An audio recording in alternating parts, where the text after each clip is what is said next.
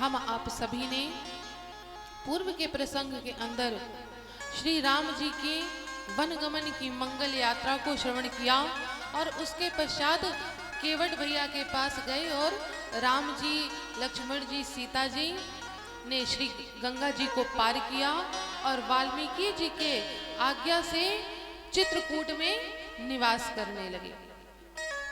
राम जी, लक्ष्मण जी, सीता जी सहित चित्रकूट में आनंद से निवास कर रहे हैं। इधर जब निषाद राजगुह श्री राघव जी को चित्रकूट में छोड़ करके आए तो उन्होंने देखा कि अभी तक सुमंत जी वापस अयोध्या नहीं गए हैं। कि कहें राम वन गमन सुहावा, कहें राम वन गमन सुहावा, कहें राम वन गमन सुहावा, कहें राम वन गमन सुहावा, सुनहु सुमंत्र अवध जिमि आवा, सुनहु सुमंत्र अवध जिमि आवा,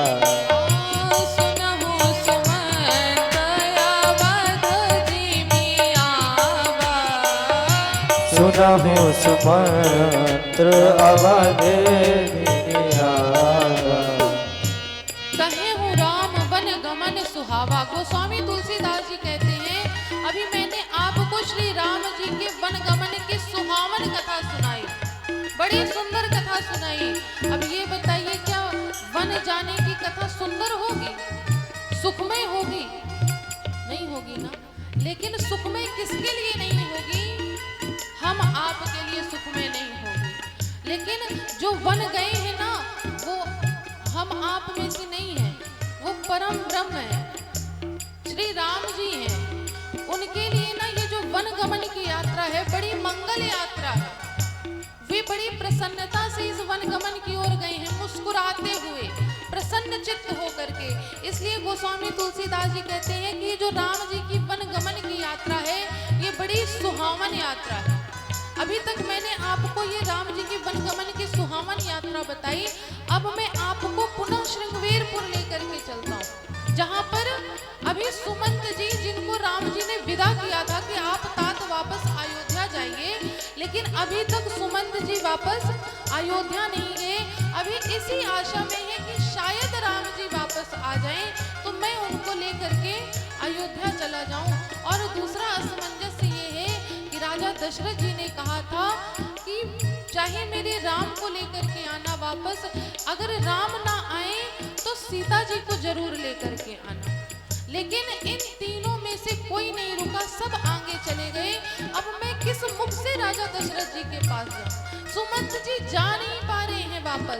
जब निषाद राजगुह चित्रकूट से आए तो उन्होंने सुमंत जी को देखा तो सुमंत जी से आग्रह किया कि अब मैं राम जी को चित्रकूट में छोड़ करके आया हूँ और आप निश्चिंत रहिए, वे बड़े प्रसन्न हैं, बड़े सुख में हैं। आप वापस जाइए अयोध्या की ओर। लेकिन सुमंत जी की हिम्मत नहीं हो रही है। हाँ, राम राम सिया लखन पुकारी, राम राम सिया लखन पुकारी,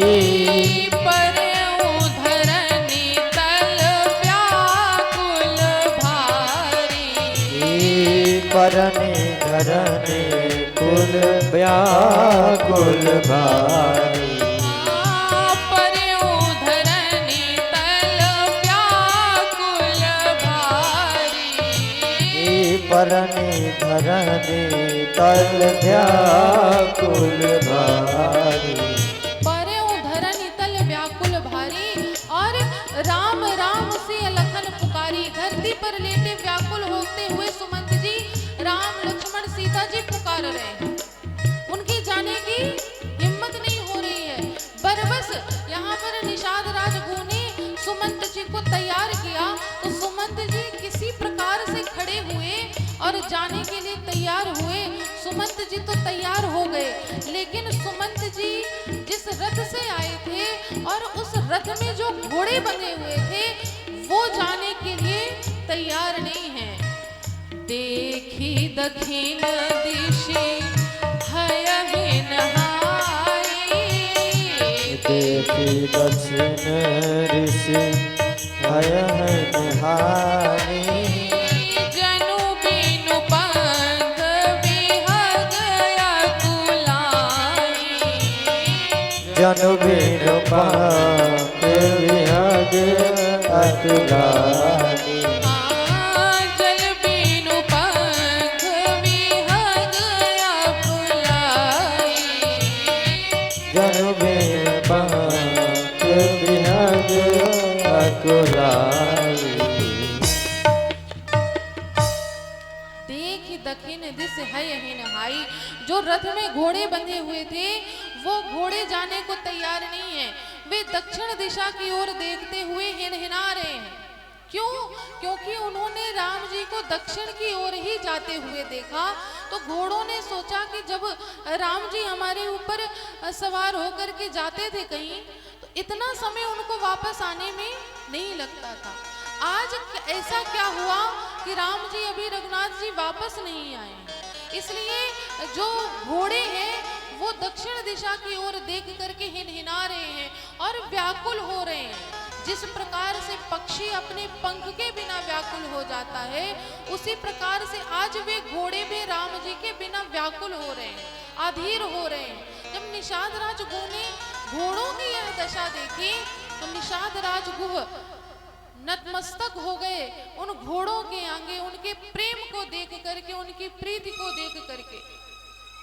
यहाँ पर बरबस होकर के निषाद राजगुह ने उन घोड़ों को रथ में बांधा और सुमंत जी को तमसा नदी के किनारे तक छोड़ा। और अब आगे सुमंत जी ने सोचा कि मैं इस दिन के उजाले में अपना मुख अयोध्या ले जाने के योग्य नहीं हूँ, मैं रात्रि के अंधेरे में अयोध्या में प्रवेश करूंगा। अयोध्या की नगर सीमा के बाहर सुमंत जी रुक गए और रात्रि होने की प्रतीक्षा करने लग गए। रात्रि हुई, रात्रि होते ही सुमंत जी अयोध्या के राजमहल में आए। जैसे ही पता चला अयोध्या वासियों को और राजा दशरथ जी को कि सुमंत जी आ गए हैं, तो मानो दशरथ जी के शरीर में नवीन प्राण आ गए। जो दशरथ जी अधीर होकर के राम जी राम राम राम राम राम कह रहे थे, राम जी को याद कर रहे थे, जैसे ही पता चला कि महाराज सुमंत जी आ गए हैं, तो मानो दशरथ जी के शरीर में नवीन प्राण आ गए और वे दौड़ गए कहां पर, द्वार की ओर। और सुमंत जी से पूछा कि सुमंत बताओ, राम कहाँ है, लक्ष्मण कहाँ है, वैदेही कहाँ है? इन तीनों में से कौन साथ में आया है या तीनों साथ में आए हैं? तब सुमंत जी ने कहा, महाराज ना राम साथ में आए, ना लक्ष्मण जी आए और ना ही जनक नंदिनी आई। इन तीनों में से कोई नहीं आया। उन्होंने मुझको धर्म की उल्लंघना दे करके मुझे बरबस वापस भेज दिया। जैसे ही पता चला कि तीनों में से कोई नहीं आए, राजा दशरथ जी वहीं पर अधीर होकर के जमीन पर गिर पड़े और माता कौशल्या से कहने लगे कि कौशल्या, आज मुझको उन अंधे माता पिता का श्राप याद आ रहा है। कौशल्या अम्बा ने यहाँ पर दशरथ जी को धीरज बंधाया, लेकिन अब दशरथ जी के अंदर धीरज नहीं बचा। अभी तक तो इस आशा में थे कि शायद सुमंत जी के साथ राम जी वापस आ जाएंगे, लेकिन जब सुमंत जी राम जी के साथ नहीं आए, अब दशरथ जी ने अपना धीरज खो दिया और वहीं पर जोर जोर से राम राम का नाम लेने लग गए। माता कौशल्या समझ गई कि अब दशरथ जी जीवित नहीं बचेंगे। माता कौशल्या को अब ये समझ में आ गया दशरथ जी की यह अवस्था देख करके। माता कौशल्या दशरथ जी को अपने कक्ष में लेकर के गई और दशरथ जी अब उनके अंदर कुछ क्षमता नहीं बची, ना कुछ बोलने की ना कुछ कहने की। अंततः राम राम कही राम कही, राम राम कही राम, तनु परिहरि रघुवर विरह राउ गए सुरधाम। राम राम कही राम कही, राम राम राम राम कह करके राजा दशरथ जी ने अंततः राम जी के वियोग में अपने प्राणों का परित्याग कर दिया। जैसे ही वशिष्ठ जी को यह सूचना मिली, वशिष्ठ जी आए और महारानियों को समझाया और राजा दशरथ जी के शरीर को एक नौका में तेल डाल करके उसमें शरीर को रखवाया गया और दूतों को बुलाया गया। कहा गया कि आप जाइए और भरत जी और शत्रुघ्न जी को लेकर के आइए। और एक बात ध्यान रखिएगा कि यहाँ पर क्या घटना घटित हुई अयोध्या में, ये भरत जी को पता मत चलने दीजिएगा कि पिताजी अब उनके नहीं रहे, राम जी वनवास चले गए। इस बात को भरत को पता मत चलने दीजिएगा। अगर ये बात भरत को पता चल गई तो मेरा भरत यहाँ तक आने के योग्य नहीं बचेगा। और जहाँ तक है मैं जानता हूँ, राम यहाँ अयोध्या आने से पहले राम के पास जाएंगे। अगर राम के पास गए तो यहाँ पर राजा दशरथ जी का जो शरीर है उसको अंत्येष्टि कौन देगा, कौन करेगा। तब राजा जी वशिष्ठ जी की बात को मान करके दूत गए और भरत जी के पास पहुंचे। यहाँ पर जब से राम जी वनवास गए हैं तब से भरत जी को के साथ अपशकुन ही अपशकुन हो रहे हैं। भरत जी ने कहा शत्रुघ्न जी से कि शत्रुघ्न, ना जाने क्यों ऐसा लग रहा है कि कुछ अयोध्या में ऐसा घटित हुआ है जो नहीं घटना चाहिए था। उसी समय पर अयोध्या से दूत आए और भरत जी से कहा कि भरत जी, आपको गुरुदेव ने याद किया है, आप अविलंब मेरे साथ वापस चलिए अयोध्या। भरत जी ने बहुत पूछा दूतों से, लेकिन दूतों ने कहा, वशिष्ठ जी ने कहा है, गुरुदेव ने कहा है कि आप केवल भरत और शत्रुघ्न को लेकर के आइए अविलंब। इसलिए राजकुमार आप दोनों मेरे साथ चलने का कष्ट करें। भरत जी और शत्रुघ्न जी जिस अवस्था में थे, जैसी दशा में थे, वैसे ही अयोध्या की ओर प्रस्थान किया। जब अयोध्या आए तो सबसे पहले भरत जी माता कैकेयी के कक्ष में गए। माता कैकेयी ने जैसे जाना कि भरत जी का आगमन हुआ है, माता कैकेयी आरती की थाल लेकर के खड़ी हुई और भरत जी का टीका किया, आरती उतारी। और कैकेयी जी ने पूछा कि भरत, ये बताओ तुम्हारे मामा के यहाँ सब कुछ ठीक है, नाना के यहाँ सब कुछ ठीक है? भरत जी ने कहा, माता वहां पर तो सब कुछ ठीक है, लेकिन क्या आप ये बताइए कि मेरे भरत के घर सब कुछ ठीक है? कैकेयी अम्बा ने पूछा कि राघव, भरत लाल, तुम ऐसा क्यों पूछ रहे हो? तो भरत जी ने कहा कि माता, जब मैं अयोध्या आया ना, तो जो अयोध्या के प्रजावासी मुझको देख करके प्रसन्न होते थे, आज वो मुझको देख करके मुख फेर लिया उन्होंने मुझसे। ऐसा मुझसे क्या अपराध हो गया कि मेरे आज प्राणों से प्रिय अयोध्या वासी मुझको देख करके मुख फेर लिए। तब माता कैकेयी ने सारी बात बताई कि भरत, मैंने सारी बात बना ली थी मंथरा की सहायता से। इसमें मंथरा ने मेरी बड़ी सहायता करी, लेकिन विधाता ने एक बात बिगाड़ दी। भरत जी ने कहा, कौन सी बात माता? तब कैकेयी माता कहती हैं कि भरतलाल, तुम्हारे पिताश्री नहीं रहे। जैसे ही भरत जी को पता चला कि पिताश्री नहीं रहे, भरत जी अब अधीर हो गए, विलाप करने लगे और पूछने लगे, माता ये कैसे हुआ?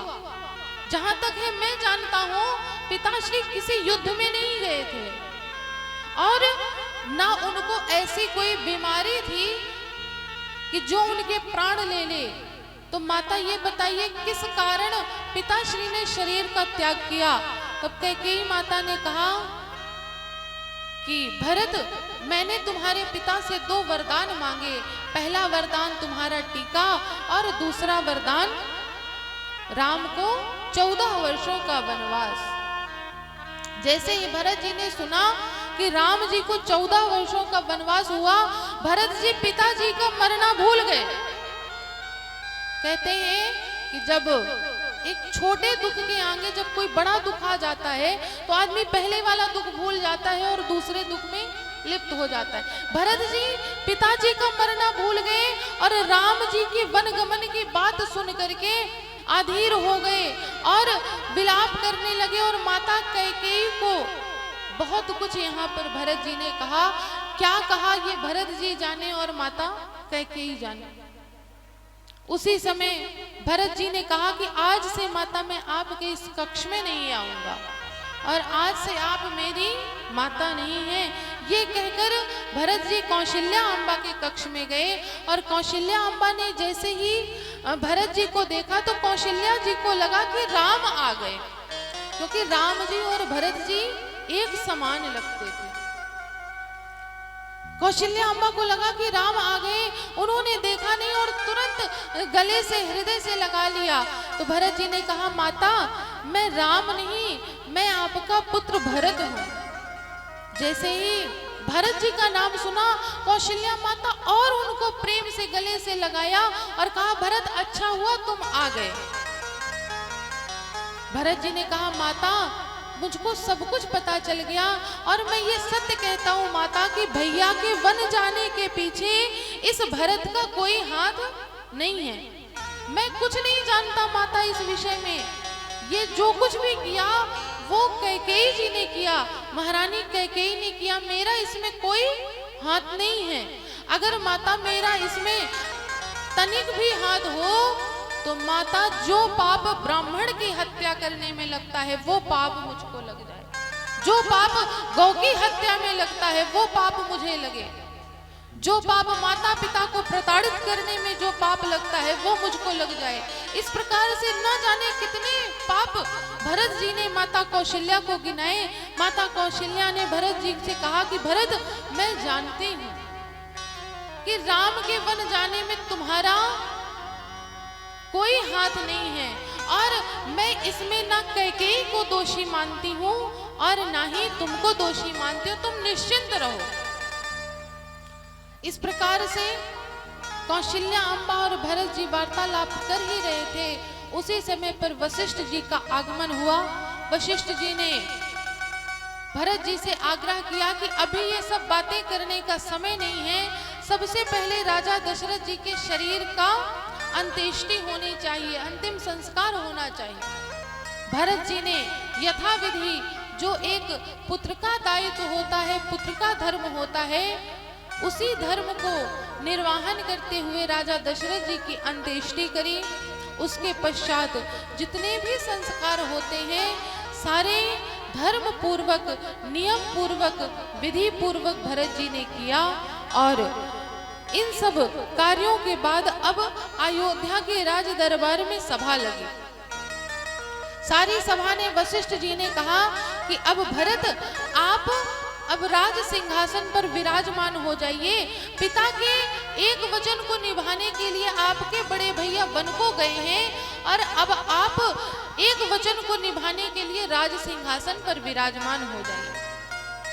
भरत जी ने कहा कि गुरुदेव मैं इस राज सिंहासन पर बैठने के योग्य नहीं हूं।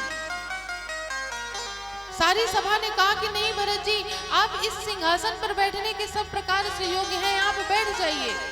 तो भरत जी ने कहा कि अगर मैं इस सिंहासन पर बैठने के योग्य होता तो जिस भरत का केवल सिंहासन पर बैठने के नाम मात्र से इतना कुछ घटित हो गया वो कभी घटित न होता।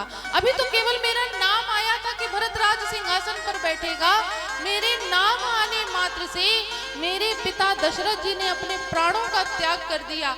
मेरे भैया वन को चले गए और मेरे भैया ही नहीं, मेरी माता स्वरूप माँ सीता और मेरा छोटा भाई लक्ष्मण भी वन को चला गया। अगर मैं इस सिंहासन पर बैठने के योग्य होता तो ये सब घटनाएं घटित नहीं होती। जिसके नाम मात्र से ये सब घटित हुआ, अगर वह इस सिंहासन पर बैठ गया तो मुझे लगता है कि ये अयोध्या का सर्वनाश हो जाएगा, ये अयोध्या समाप्त हो जाएगी अगर मैं इस राज सिंहासन पर बैठ जाऊंगा, विराजमान हो जाऊंगा। वशिष्ठ जी ने कहा कि ऐसा कुछ नहीं होगा भरत, तुम ये मत सोचो कि तुम्हारे कारण भैया भरत को, भैया राम को वन जाना पड़ा। ये सब विधि के हाथ में होता है कि हानि लाभ जीवन मरण जश अपजश विधि हाथ। ये जो 6 चीजें होती हैं ना, ये हमारे हाथ में नहीं होती हैं, ये सब विधाता के हाथ में होता है। हानि लाभ जीवन मरण यश अपयश, ये किसी के द्वारा हमको प्राप्त नहीं हो सकता। ये जो भगवान ने हमारे भाग्य में लिख दिया है वो होकर रहेगा, इसमें किसी का कोई दोष नहीं होता। हम आप अपने जीवन में सदैव यही व्यवहार लगभग करते हैं। अगर हमारा किसी के कारण कुछ नुकसान हो गया ना, तो हम सदैव आजीवन उसी को दोष देते हैं कि तुम्हारे कारण मेरा ये नुकसान हुआ, तुमने अगर ये कार्य कर दिया होता तो मेरा आज ये नुकसान ना होता। लेकिन वह ये भूल जाता है कि यह नुकसान विधना ने उसके भाग्य पर लिख दिया था, इसलिए वह हुआ। हम आप तो केवल माध्यम बन जाते हैं। आप प्रत्यक्ष ये प्रमाण देखिए कि ये जो कथा चल रही है, सत्संग चल रहा है, यज्ञ हो रहा है, ये ना हमारे कारण हो पाया, ना संत जी के कारण हुआ, ना किसी और के कारण हुआ। ये भगवान चाहते थे, ये आप लोगों के भाग्य में लिखा था इस सुंदर अवसर में भाग लेने का, सहयोगी बनने का, इसलिए यह सब संभव हो पाया है। हम आप तो केवल माध्यम बन गए कि यहाँ पर आकर के कथा सुनाने के माध्यम से, यज्ञ के माध्यम से, ये सब माध्यम है।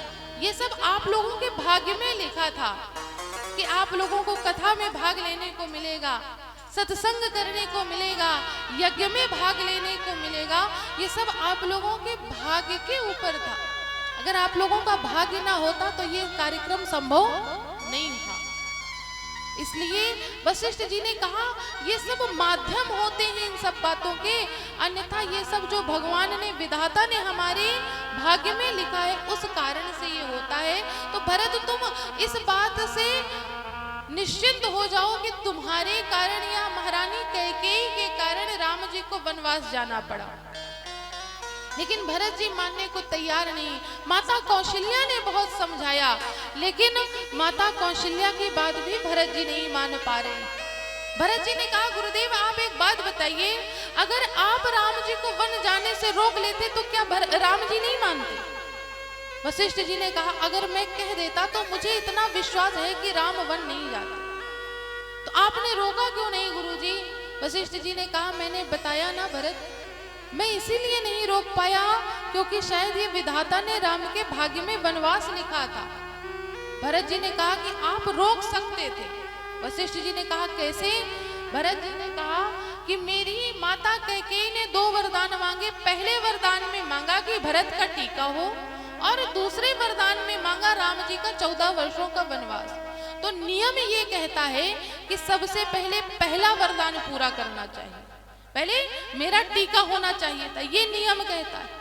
लेकिन यहाँ पर पहले दूसरा वरदान पूरा हुआ, बाद में पहले वरदान की बात आई।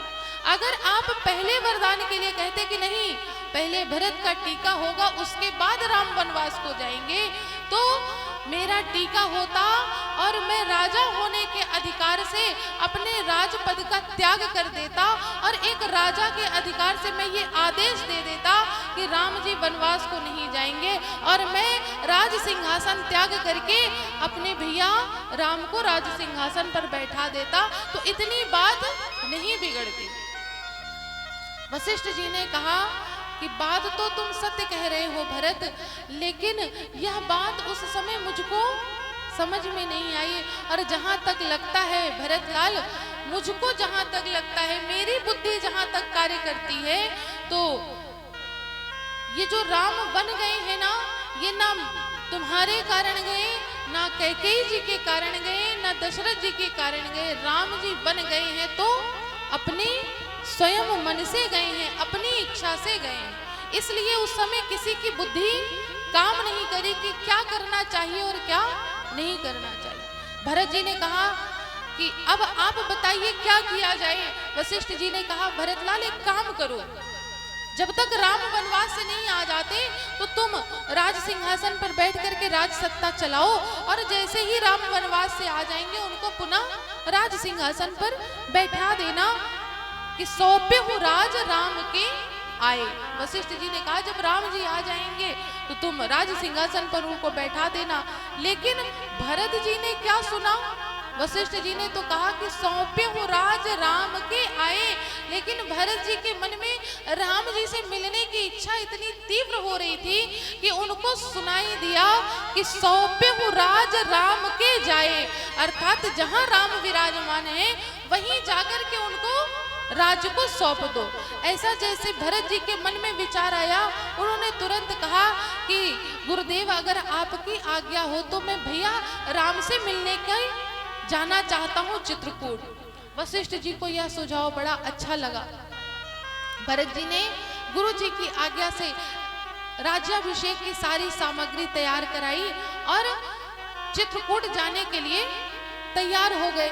जैसे सबको पता चला कि भरत जी राम जी से मिलने चित्रकूट जा रहे हैं तो सारे अयोध्या वासी तैयार हो गए राम जी से मिलने जाने के लिए। कहने लगे हम भी जाएंगे राम जी से मिलने के लिए। भरत जी ने सबको साथ में लिया। तीनों माताएं, गुरु जी, अयोध्या वासी, सुमंत जी आदि सब तैयार हुए और अब भरत जी राम जी से मिलने के लिए चित्रकूट की ओर प्रस्थान करते हैं। हाँ भरत चले चित्रकूट हो रामा, राम को मनाने। भरत चले चित्रकूट हो रामा, राम को मनाने। हाँ भरत चले चित्रकूट हो रामा, राम को मनाने। भरत चले चित्रकूट हो रामा, राम को मनाने। राम को मनाने, सिया लखन को मनाने। राम को मनाने, सिया लखन को मनाने। राम को मनाने, सिया लखन को मनाने। राम को मनाने, सिया लखन को मनाने। भरत चले चित्रकूट हो रामा, राम को मनाने। भरत चले चित्रकूट हो रामा, राम को मनाने।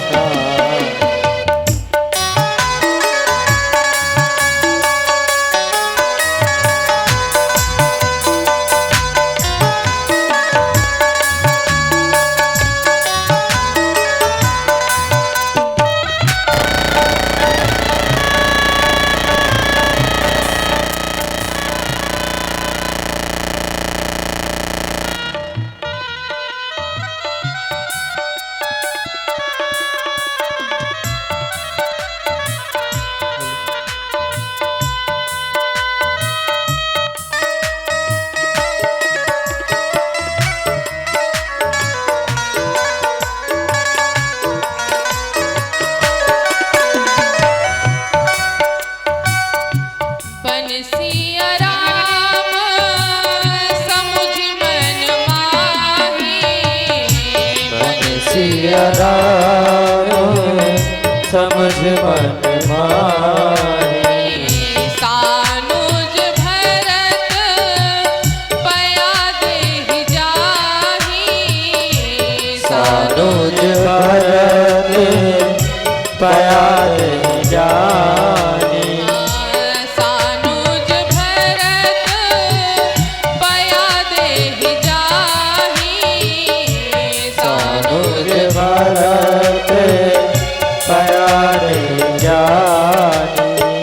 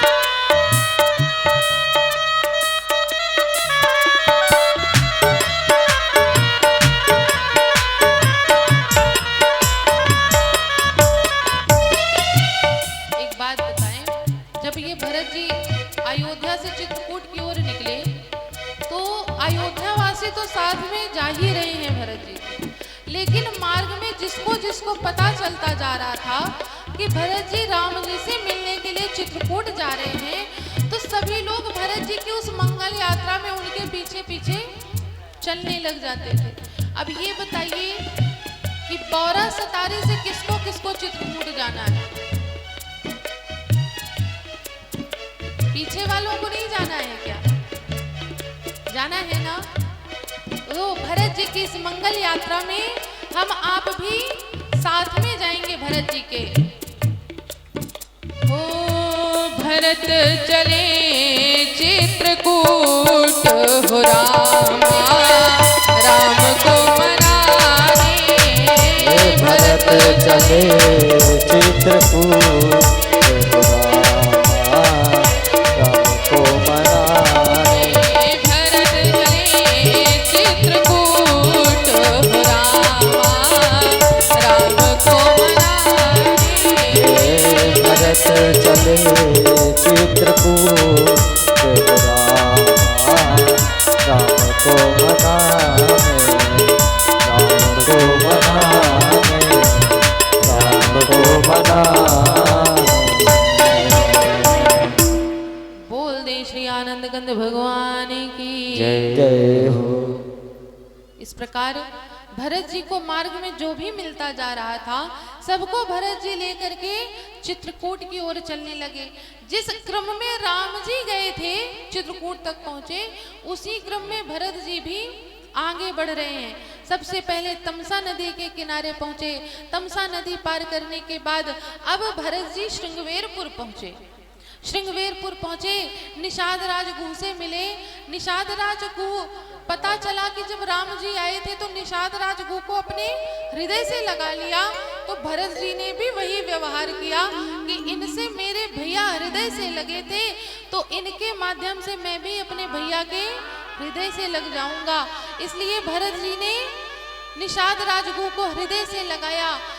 निषाद राज गुह ने सभी का स्वागत सत्कार किया। यथाउचित जो स्थान था सभी को स्थान प्रदान किया, निवास प्रदान किया। रात्रि हुई, सभी विश्राम करने लगे। विश्राम के बाद प्रातः काल निषाद राज गुह सभी को क्रमशः गंगा जी के उस पार अनेकों नावों को लगा करके सभी को एक साथ गंगा जी के उस पार उतारा। और यहाँ से अब देखिए राम जी पैदल गए थे, अब आगे की यात्रा राम जी ने पैदल करी, तो अब भरत जी भी इस यात्रा को पैदल करने लगे। अब भरत जी ने रथ का, चरण पादुकाओं का सबका त्याग कर दिया और पैदल चल दिए आगे चित्रकूट की ओर। जब भरत जी देखिए उनको सुध बुध नहीं है कुछ, वो कुछ नहीं समझ पा रहे हैं कि मैंने क्या पहना है, मैं क्या कर रहा हूँ, कहाँ जा रहा हूँ। उनको केवल ये दिखाई दे रहा है कि मैं कितनी जल्दी अपने भैया से मिलूं। इतनी आधीरता से, इतनी वेग से भरत जी जा रहे थे। जब कौशल्या अम्मा ने भरत जी की यह दशा देखी तो कौशल्या माता कहने लगी कि भरतलाल, इस तरह से तुम थक जाओगे और मैं देख पा रही हूँ कि तुम्हारे पाँव में छाले पड़ गए हैं, नंगे पैर तुम इस धरती पर चल रहे हो। कभी तुम्हारी आदत नहीं रही बिना चरण पादुकाओं के चलने की, तो भरतलाल तुम चरण पादुका धारण कर लो, वरना पैर में ये छाले और बढ़ जाएंगे। तो भरत जी कहते, माता आपको मेरे ये पैर के छाले तो दिखाई दे रहे हैं, लेकिन इस भरत के जो हृदय में छाले पड़े हैं, जो हृदय में घाव हुआ है, वो आप नहीं देख पा रहे। माता ये पैर के छाले तो ना ठीक हो जाएंगे, लेकिन जो इस भरत के हृदय में जो घाव हुआ है वो कभी ठीक होने वाला नहीं है। माता आप निश्चिंत रहिए, मुझे कुछ नहीं होगा, क्योंकि मुझे पता है कि मेरे भैया का आशीर्वाद मेरे साथ है। आप निश्चिंत रहिए। और माता एक बात कहूं, मैं इस धरती पर पैदल जा रहा हूं ना, ये भी सबसे बड़ा अपराध कर रहा हूं। कौशल्या अम्मा ने पूछा कि क्यों? भरत जी ने कहा, माता कि इस मार्ग से मेरे भैया, मेरी माता, मेरा लक्ष्मण पैदल नंगे पैर गए, उनके चरणों के निशान इस धरती पर पड़े हुए हैं। मैं तो ये भी अपराध कर रहा हूँ कि उनके चरणों के निशानों के ऊपर चल के जा रहा हूँ, ये भी सबसे बड़ा अपराध है। नियम तो ये है मैया, मेरा धर्म तो ये कहता है कि मैं सिर के बल चल करके जाऊं, क्योंकि इस मार्ग में ना मेरे भैया के चरणों के निशान हैं। जैसे ही कौशल्या अम्बा ने भरत जी की इस बात को सुना ना, कौशल्या अम्बा अपने आप को धन्य मानने लगी कि धन्य हो, तुम्हारे जैसा भाई शायद ही इस सृष्टि में कभी जन्मा होगा जो अपने भाई से इतना प्रेम करता हो, इतना भाई का प्रेमी हो, इतना भाई का अनुरागी हो। माता कौशल्या ने भरत जी की नाना प्रकार से सराहना करी और इसी बातों को करते करते भरत जी सारे अयोध्या वासियों के साथ कहां पहुंचे? प्रयागराज। प्रयागराज में भरद्वाज जी को जैसे पता चला कि सारे अयोध्या वासी आए हैं, भरत जी आए हैं, तीनों महारानियां आई हैं, तो अपने तप बल से सभी का निवास का यथाउचित स्थान प्रदान कराया। और भरत जी जब भरद्वाज जी के पास आए प्रणाम करने के लिए, तो देखिए यहाँ पर भरद्वाज जी से ना नजरें नहीं मिला पा रहे हैं, अपना मुख नहीं उठा रहे हैं, वो तो नीचे सिर करके खड़े हुए हैं। भरद्वाज जी भरत जी की इस संकोच को समझ गए, तो उन्होंने कहा भरतलाल आप तनिक भी संकोच मत करिए, आपको क्या लगता है कि आपके भैया को लगता है कि उनके वन जाने में आपका हाथ है? नहीं भरतलाल, राम यहाँ आए थे, एक रात्रि निवास भी किया, मेरा उनका वार्तालाप भी हुआ, सत्संग भी हुआ, लेकिन उस पूरी वार्तालाप में उन्होंने कभी इस बात को नहीं कहा कि भरत के कारण या माता कैकेयी के कारण उनको वन आना पड़ा। ये मैं सत्य कहता हूँ भरत। और रही बात प्रेम की, तो भरतलाल तुम्हारे राम भैया ना तुमसे, मुझे लगता है कि तुमसे ज्यादा प्रेम अगर तुमसे कोई करता है तो वो तुम्हारे भैया राम हैं। भरत जी ने पूछा वो कैसे गुरुदेव? तो भरद्वाज जी ने कहा कि जब प्रयाग में स्नान किया ना राम ने, जब संकल्प लेने का समय आया तो कहते हैं कि आर्यावर्ते भरत खंडे, तो जैसे ही भरत का नाम आया वैसे ही राम जी ना तुम्हारा केवल नाम सुनते ही उनके हाथों से जल गिर गया और वो विलाप करने लग गए, रोने लग गए कि मैं गुरुदेव मैं अपने भरत से बड़ा प्रेम करता हूँ और जब मैं आया हूँ तो मुझसे भरत नहीं मिले, सबसे मिलके आया, लेकिन केवल मैं भरत और शत्रुघ्न से नहीं मिलके आया गुरुदेव। मैं भरत से बहुत प्रेम करता हूँ, मुझे 14 वर्ष वनवास का दुख नहीं है, मैं कैसे काटूंगा, वो मैं हंसते हंसते काट लूंगा, लेकिन मैं ये सोच रहा हूँ गुरुदेव कि मैं 14 वर्षों तक अपने भाई भरत के बिना रहूंगा कैसे। इतना प्रेम राम तुमसे करते हैं भरतलाल। जैसे ही भरत जी को ये पता चला तो भरत जी ने अपने सिर को ऊपर उठाया और कहा गुरुदेव आप सत्य कह रहे हैं? भरद्वाज जी ने कहा हाँ भरत मैं सत्य कह रहा हूँ। जैसे ही भरद्वाज जी के ये वचन भरत जी ने सुने, उन्होंने भरद्वाज जी को प्रणाम किया और रात्रि हुई। रात्रि में भरत जी सबको लेकर के भगवान का भजन करने लगे। प्रातः काल सभी ने त्रिवेणी संगम में स्नान किया, लेकिन अभी भरत जी स्नान नहीं कर रहे। भरत जी तो त्रिवेणी संगम के किनारे बैठे हुए हैं और त्रिवेणी संगम को निहार रहे हैं, देख रहे हैं कि देखत श्यामल धवल हिलोरे, वो केवल त्रिवेणी संगम के हिलोरों को देख रहे थे। उसी समय पर त्रिवेणी संगम साक्षात प्रकट हुई और भरत जी से कहने लगे कि भरत जी आप मांगो, आपको क्या चाहिए? मैं आपके इस भ्रात प्रेम से इतनी प्रसन्न हूँ, आप मुझसे मांगिए आपको क्या चाहिए। भरत जी ने कहा कि माता मैं एक क्षत्रिय हूँ और क्षत्रिय का धर्म ये नहीं कहता है कि वो मांगे, क्षत्रिय का धर्म ये है कि वो दे सामने वाले को, ना कि भिक्षा ले, लेकिन आज मैं अपने उस धर्म का भी त्याग करने को तैयार हूं।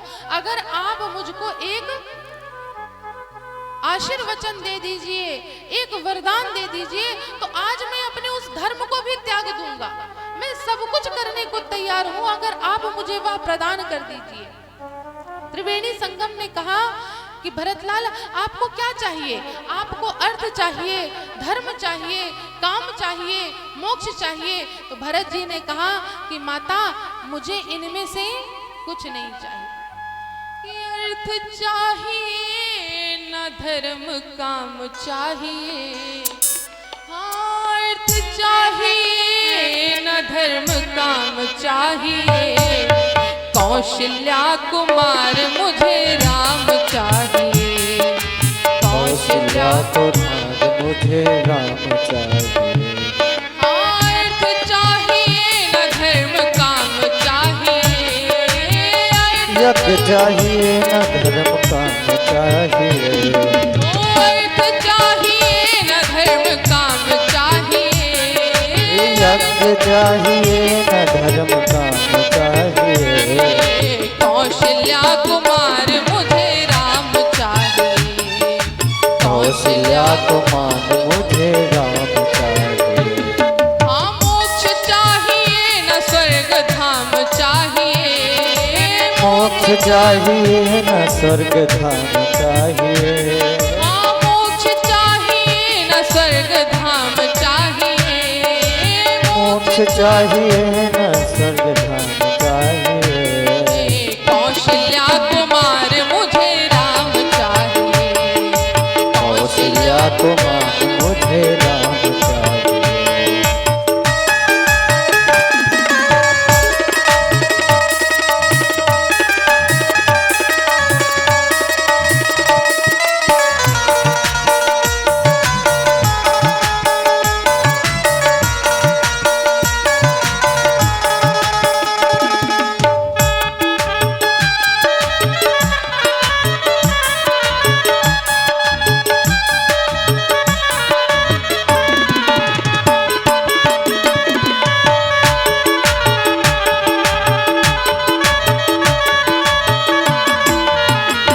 भरत जी कहते हैं कि माता, मुझको ना अर्थ चाहिए, ना धर्म चाहिए, ना काम चाहिए, ना मोक्ष चाहिए। मुझे ऐसे अर्थ की आवश्यकता नहीं है जिस अर्थ के कारण मेरी माता कैकेयी के अंदर भगवान को, राम को बन जाने की योजना में शामिल होना पड़ा। मुझे ऐसे धर्म की कामना नहीं है, ना ही मुझे काम चाहिए। इसी काम के कारण मेरी माता कैकेयी ने मेरे भैया को वनवास भेज दिया। ऐसे मुझे काम की आवश्यकता नहीं है, ऐसा मुझे धर्म भी नहीं चाहिए जिस धर्म के कारण मेरे भैया वनवास गए और उसी धर्म के कारण मेरे पिताजी ने शरीर का त्याग कर दिया। मुझे ऐसा धर्म भी नहीं चाहिए। और माता, आप मुझे मोक्ष देना चाहती हैं, तो माता मैं सगुण उपासक हूँ। ये जो मोक्ष की कामना है ना, ये निर्गुण उपासक की होती है। मैं सगुण उपासक हूँ, इसलिए मुझको मोक्ष भी नहीं चाहिए। आपको अगर कुछ देना है माता, हाँ कौशल्या कुमार मुझे राम चाहिए, कौशल्या कुमार मुझे राम चाहिए। हाँ अर्थ चाहिए न धर्म काम चाहिए, अर्थ चाहिए न धर्म काम चाहिए। अर्थ चाहिए न धर्म काम चाहिए, अर्थ चाहिए न धर्म काम चाहिए। कौशल्या कुमार मुझे राम चाहिए, कौशल्या कुमार मुझे राम चाहिए। हाँ मोक्ष चाहिए न स्वर्ग धाम चाहिए, मोक्ष चाहिए न स्वर्ग धाम चाहिए। मोक्ष चाहिए न स्वर्ग धाम चाहिए, मोक्ष चाहिए न स्वर्ग धाम चाहिए। कौशल्या कुमार मुझे राम चाहिए, कौशल्या कुमार मुझे राम चाहिए। ओ कौशल्या कुमार मुझे राम चाहिए, कौशल्या कुमार मुझे राम चाहिए। एक बात चाहिए। कौन कौन राम जी को पाना चाहता है, प्राप्त करना चाहता है? चाहते हैं ना? हाँ, कौशल्या कुमार मुझे राम चाहिए, कौशल्या कुमार मुझे राम चाहिए, कौशल्या कुमार मुझे राम चाहिए, कौशल्या कुमार मुझे राम चाहिए, कौशल्या कुमार मुझे राम चाहिए, कौशल्या कुमार मुझे राम चाहिए। बोल दें श्री आनंद कंद भगवान की जय इस हो। समय ना आप लोगों को राम चाहिए ना घनश्याम चाहिए, आप लोगों को केवल गर्मी से राहत चाहिए, है ना? सत्य बात है ना? इस समय केवल ना राम दिखाई दे रहे हैं ना घनश्याम दिखाई दे रहे हैं, केवल गर्मी दिखाई दे रही है। लिए पंखा, सारा ध्यान तो आज गर्मी में लगा हुआ, लेकिन बहुत कहीं थोड़ी बची। अब कुछ 1-1.5 घंटे और गर्मी थोड़ा सा सह लीजिए। देखिए, जब तक हम तपेंगे नहीं ना, तब तक भगवान हमको प्राप्त होने वाले नहीं। ये जो आप लोगों को क्या लगता है कि आप लोग गर्मी में बैठे हैं, भगवान गर्मी क्यों प्रदान कर रहे हैं? जब तक आप तपेंगे नहीं तब तक निखरेंगे नहीं। अच्छा, सोना जब तपता है ना तभी निखरता है, बिना तपे सोना नहीं निखरता है। तो ये जो भगवान ने गर्मी इतनी भेजी है, ये आप लोगों को तपाने के लिए भेजी है। भगवान देखना चाहते हैं कि मेरे ये भक्त अगर तप गए ना तो समझो बन गए। इसलिए आप लोग इससे व्याकुल मत होइए, इस गर्मी से। आप लोग तो ये समझिए कि भगवान हमारी परीक्षा ले रहे हैं ये गर्मी भेज करके। अगर आप लोग इस परीक्षा में सफल हो गए तो समझ लीजिए कि भगवान के ठाकुर जी की कृपा आप पर साक्षात बरसेगी। कब बरसेगी? जब ये कल यज्ञ की पूर्णाहुति हो जाएगी उसके बाद बरसेगी, है ना? तो भरत जी ने यहाँ पर कहा कि मुझे इन चारों चीजों में से कुछ नहीं चाहिए, आप मुझको कुछ देना चाहती हैं तो मुझे राम जी ही प्रदान करिए, राम जी की भक्ति प्रदान करिए। माता त्रिवेणी ने भरत जी के जब ये वचन सुने प्रसन्न हो गई और उन्होंने कहा, भरत जी ये अधिकार मुझको तो नहीं है देने का, लेकिन मैं प्रार्थना जरूर करूंगी कि आप जो चाहते हैं वो आपको प्रदान हो जाए, मैं केवल ये कामना कर सकती हूँ। तो भरत जी ने कहा, मेरे लिए वही बहुत है माता, आपने इतना बोल दिया ना, मेरे लिए यही पर्याप्त है। भरत जी त्रिवेणी संगम में स्नान किया। अब भरद्वाज जी से आज्ञा लेकर के अब आगे चित्रकूट की ओर बढ़े। जैसे ही चित्रकूट की ओर बढ़े तभी पता चला कि भरत जी चतुरंगनी सेना लेकर के चित्रकूट की ओर बढ़ रहे हैं। तो लक्ष्मण जी ने जैसे ही ये सुना तो लक्ष्मण जी को क्रोध आ गया। उन्होंने कहा कि अभी भी भरत भैया को अयोध्या का राज सत्ता पा करके पेट नहीं भरा, मन नहीं भरा, इसलिए अब वो यहाँ आकर के युद्ध करना चाहते हैं। इसलिए लक्ष्मण जी ने धनुष बाण को उठाया और कहा कि आज मैं उनको छोड़ने वाला नहीं हूँ। तभी आकाशवाणी हुई, उन्होंने कहा कि लक्ष्मण जी जब तक आप सामने वाले की मंशा को समझ ना लीजिए तब तक उस पर क्रिया प्रतिक्रिया देना व्यर्थ है। हम लोग देखिए सामने वाले की ना बात को सुनेंगे ना समझेंगे, हमारे मन में जो एक बार किसी के प्रति भाव बैठ जाता है तो हमें हर वस्तु उसी भाव में दिखाई देती। अगर कोई हमारा विरोधी होगा ना, अगर वो कभी हमारा अच्छा भी करना चाहेगा तो हमारे मन में यही भाव आएगा कि वो हमारे बुरा करने के भाव से ही अच्छा बनने का नाटक कर रहा है, अभिनय कर रहा है, क्योंकि हमने अपने मन में वो बात को बैठा लिया है। इस स्वभाव को बदलिए। देखिए हमें किसी के लिए भी अपने मन में एक भाव नहीं बैठा के रखना चाहिए, क्योंकि देखिए सबका भाव और स्वभाव बदलता रहता है। देखिए आज राम कथा सुनने के लिए छतरपुर से भी कुछ बच्चे आए हैं और हमारे निवाड़ी से कुछ लोग आए हुए हैं सुनने के लिए। झांसी निवाड़ी वहाँ से कुछ लोगों का पदार्पण हुआ है, छतरपुर से आए हुए। देखिए ठाकुर जी सबको अपनी कथा में बुला रहे हैं, भले चाहे जितनी गर्मी। तो अब भगवान जैसे ही राम जी को पता चला कि भरत जी आ रहे हैं और लक्ष्मण जी के मन में ऐसी शंका भरत जी को लेकर के हो गई है। तो राम जी ने कहा कि अब जब तक मुझसे लक्ष्मण नहीं कहेंगे कि भरत जी से मिलिए, तब तक मैं भरत की ओर देखूंगा भी नहीं। भरत जी चित्रकूट में जहां राम जी निवास कर रहे थे, कुटिया के सामने आए और राम जी पीठ करके कुटिया में खड़े हुए थे।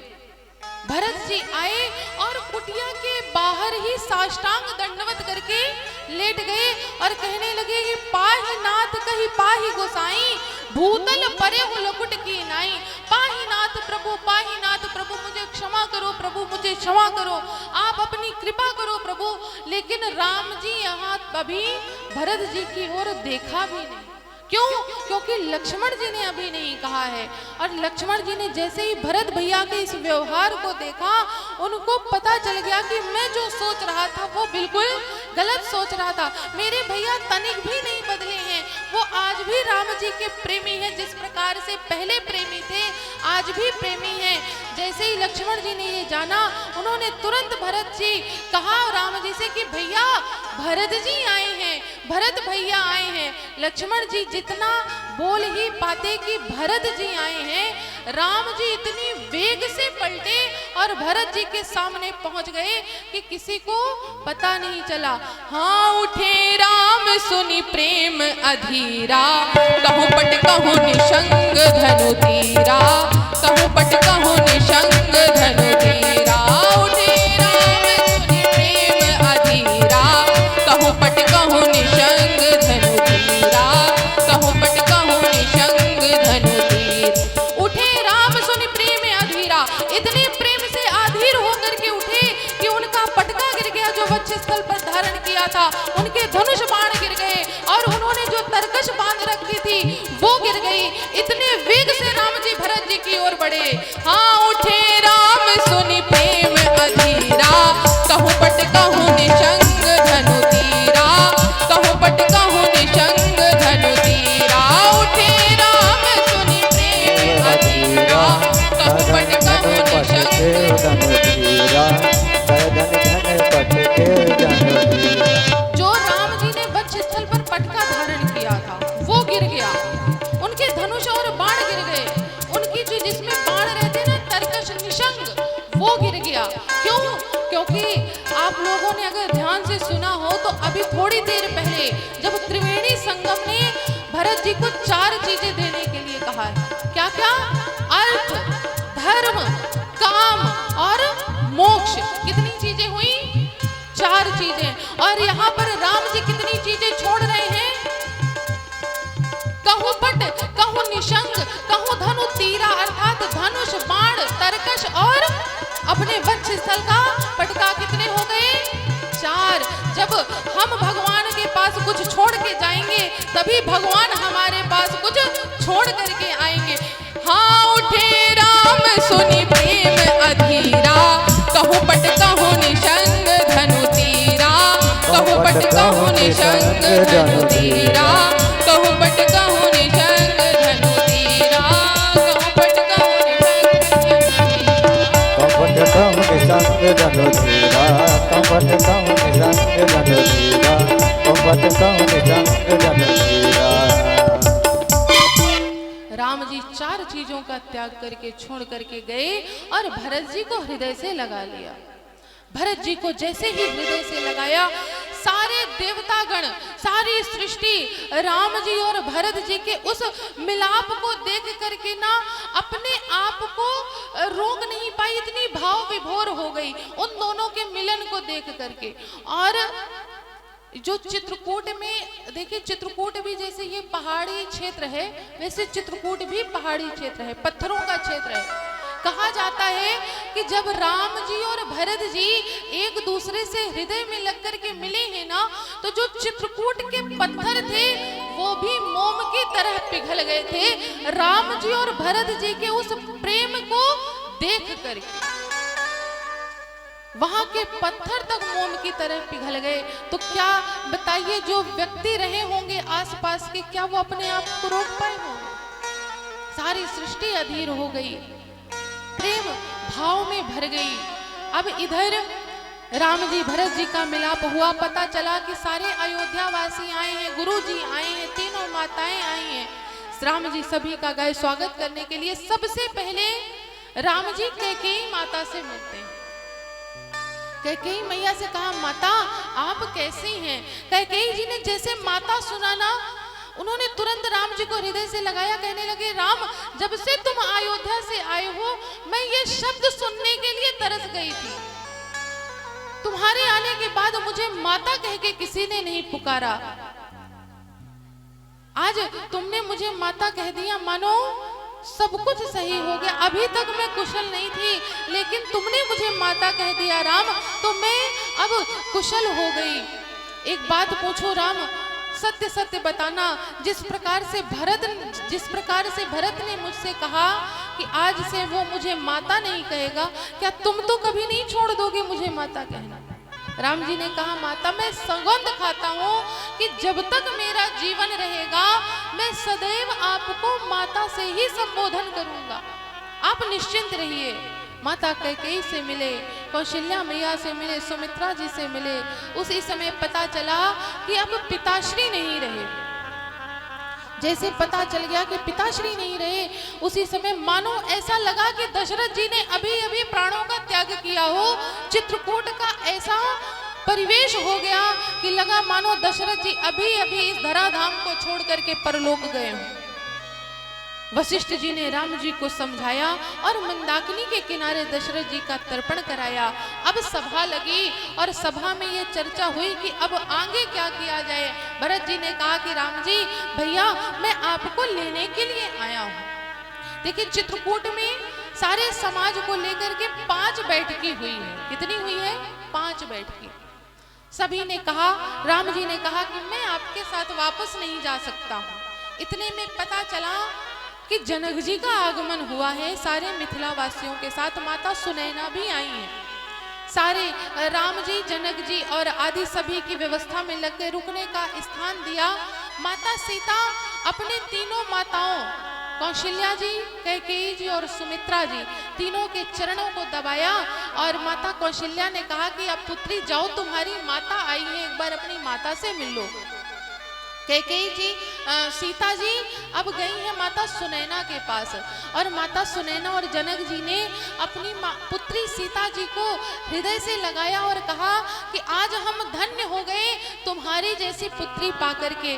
तुमने हमारे वचनों का अनुसरण किया, इससे बड़ी और कोई बात नहीं हो सकती। तुमने अपना पातिव्रत्य धर्म निभाया है, आज मैं बहुत खुश हूँ। तुम जो राम के साथ वन आ गई ना, मैं बड़ा प्रसन्न हूँ। प्रशंसा करी। अब यहाँ पर कौशल्या जी सुनैना जी के पास आई और उन्होंने कहा कि आप जनक जी से कहिए कि वो राम जी को समझाएं और ऐसा समझाएं कि जिससे मेरे भरत का अहित ना हो। सभा लगी, जनक जी ने राम जी को समझाया, कहा। तब राम जी ने कहा कि पिताश्री अब मैं 14 वर्ष का वनवास काल पूर्ण कर ही वापस अयोध्या आऊंगा। जनक जी ने बहुत समझाया लेकिन राम जी मानने को तैयार नहीं हुए। तब आखिरी निर्णय भरत जी पर छोड़ा गया। राम जी ने कहा कि भरतलाल अब मैं आप पर छोड़ता हूं, आप जैसा चाहेंगे मैं वैसा ही करूंगा। भरत जी ने कहा कि नाथ आप ऐसा कुछ करिए जिससे कि आपके भरत का अहित ना हो। तब राम जी ने कहा है कि भरत तो आज फिर हम दोनों भाई आपस में एक बंटवारा कर लेते हैं। जैसे ही बंटवारे का नाम भरत जी ने सुना, उनको लगा राम भगवान ये क्या बोल रहे हैं, भैया ये क्या बोल रहे हैं, बंटवारा। राम जी ने कहा कि मैं कोई साधारण बंटवारे की बात नहीं कर रहा हूँ, मैं संपत्ति के बंटवारे की नहीं बात कर रहा हूँ। मैं जो अयोध्या में मेरे परिवार में जो विपत्ति आई है, मैं उसके बंटवारे के बारे में कह रहा हूँ।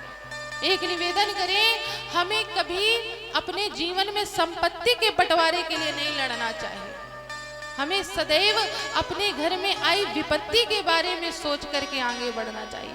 लेकिन आज की सबसे बड़ी विडंबना यही है कि हम आप जो भाई हैं ना, आजकल 90% घरों में यही देखा जाता है कि संपत्ति के लिए कोर्ट कचहरी हो रही है, पुलिस थाने किए जा रहे हैं। किसके लिए? केवल संपत्ति के लिए कि मुझको मिल जाए, मेरे भाई को ना मिले। इस व्यवहार को छोड़िए, इस व्यवहार को बदलिए, क्योंकि देखिए कोई साथ दे ना दे, विपत्ति पड़ने पर एक भाई ही साथ देता है। इसलिए कभी अपने जीवन में संपत्ति का बंटवारा मत करिए, सदैव अपने जीवन में विपत्ति का बंटवारा करिए। आज वही राम जी कह रहे हैं कि भरतलाल, आज हम दोनों भाई अयोध्या में आई विपत्ति का बंटवारा करते हैं। भरत जी ने पूछा वो कैसे? राम जी ने कहा कि तुम 14 वर्षों तक अयोध्या की राजसत्ता को संभालो और मैं यहाँ पर 14 वर्षों का वनवास काल पूर्ण करके पुनः अयोध्या आकर के राज सिंहासन पर विराजमान हो जाऊंगा। भरत जी ने कहा कि आप ये सत्य कह रहे हैं नाथ? तब राम जी ने कहा मैं ये बात बिल्कुल सत्य कह रहा हूं भरतलाल। भरत जी ने कहा कि नाथ मैं आपकी बात तो मान लूंगा, लेकिन आप मुझको वचन दीजिए कि 14 वर्ष से एक भी दिन अधिक ना होने पाए। अगर एक दिन भी अधिक हो गया तो आप भरत को जीवित नहीं पाएंगे। इस प्रकार राघव जी ने भरत जी को वचन दिया और भरत जी से कहा अब आप चित्रकूट से अयोध्या की ओर प्रस्थान करिए। तब भरत जी ने कहा मैं ऐसे नहीं जाऊंगा नाथ, मुझे आप कुछ ऐसी निशानी दीजिए कि जिसको मैं देख करके अयोध्या की राज सत्ता का निर्वहन कर सकूं, उसको चला सकूं, अन्यथा मेरे बस के बाहर है अयोध्या को संभालना। तब यहाँ पर राम जी ने भरत जी को चरण पादुकाएं प्रदान करी। देखिए राम जी आए हैं ना तो चरण पादुका धारण करके नहीं आए थे, वो तो नंगे पैर आए थे। इसलिए ये जो चरण पादुकाएं हैं ना, ये राम जी ने उसी समय पर प्रकट करी हैं और इन चरण पादुकाओं को राम जी का वांग्मय स्वरूप कहा गया है। ये स्वयं राम जी के रूप में अपनी खड़ाहों भरत जी को प्रदान करी और भरत जी ने सहर्ष ही उसको अपने शीश पर विराजमान किया और अयोध्या की ओर चल दिए। कि शीश पर खड़ा हूँ अखियों में पानी, राम भक्त ले चला रे राम की निशानी, राम भक्त ले चला रे राम की निशानी। ओ शीश पर खड़ा हूँ अखियों में पानी, शीश पर खड़ा हूँ अखियों में पानी, राम भक्त ले चला रे राम की निशानी, राम भक्त ले चला रे राम की निशानी।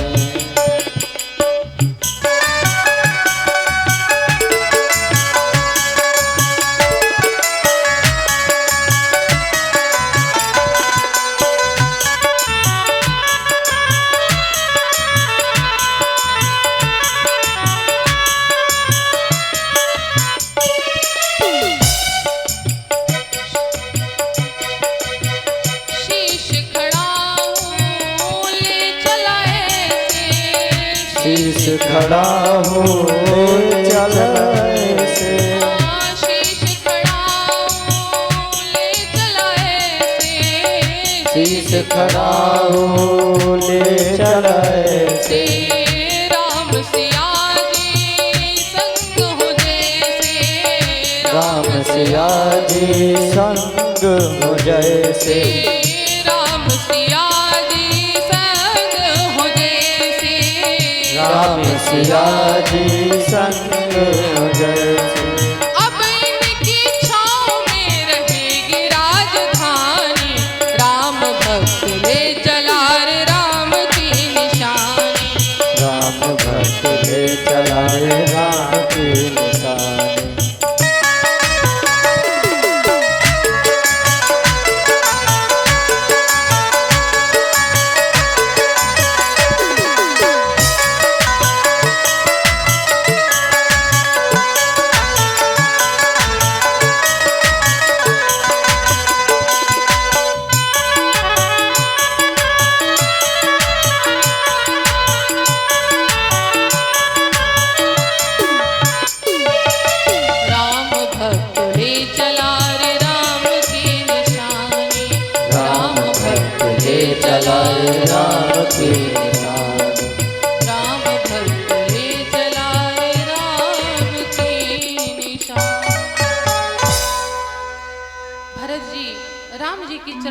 पादुकाओं को शीश पर धारण करके अयोध्या पहुंचे और राज सिंहासन पर विराजमान किया और स्वयं नंदी ग्राम में निवास करके अयोध्या की राज सत्ता को चलाने लग गए। देखिए समय भी ज्यादा हो रहा है, आज कथा भी लंबी है थोड़ा।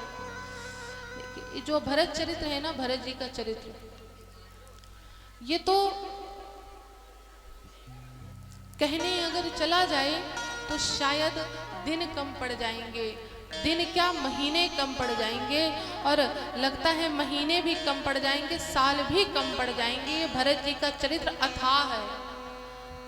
उनके इस चरित्र से हमको तो लगता है जो आप लोगों ने सुना ना, आधा % भी अभी नहीं सुना। इसके लिए तो अगर 7 दिन की भी कथा रखी जाए केवल भरत चरित्र सुनने के लिए तो भी कम पड़ जाए। लेकिन अब कथा, क्योंकि भगवान को राज सिंहासन पर विराजमान करना है, कल तक की कथा में करना है कि नहीं करना, कि भगवान अयोध्या के राज सिंहासन पर बैठ जाए, बैठाना है कि नहीं। कोई नहीं कुछ बोल रहा है कि बैठाना है कि नहीं बैठाना है। सब गर्मी में मार परेशान है कुछ समझ में नहीं आ रहा है ना। इसलिए हम आप कथा को थोड़ा सा संक्षेप में श्रवण किए। अब यहाँ से अयोध्या कांड को गोस्वामी तुलसीदास जी ने विश्राम दिया।